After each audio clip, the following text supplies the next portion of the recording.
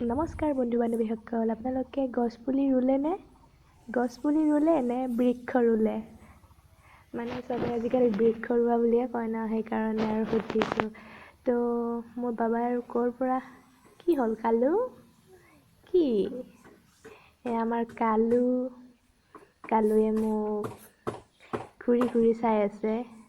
এই কালু গ'ল। তো মোৰ বাবা এতিয়া এই নিমৰ পুলি ক'ৰ পৰা বিচাৰি আনিলে।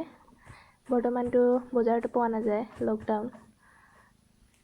এতিয়া আজি ৰাতিপুৱা বহুতে বৰষুণ আহি আছিল, তো তাৰ কাৰণে কিছুমান অসুবিধা হৈছে। এতিয়া এইটো আমাৰ ৰাস্তাৰ কাষতে লগাই আছে, যাতে সকলোৱে ছাঁ পায়, ভাল বতাহ পায়।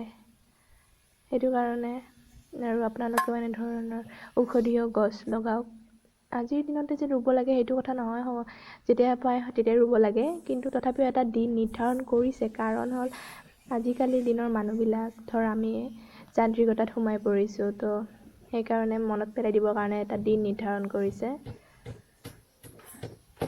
গছ থাকিলেহে মানুহ থাকিব, তো আপোনালোকে ৰুওক। ইয়াকে মই সামৰিছোঁ মোৰ এই ভিডিঅ'। ধন্যবাদ।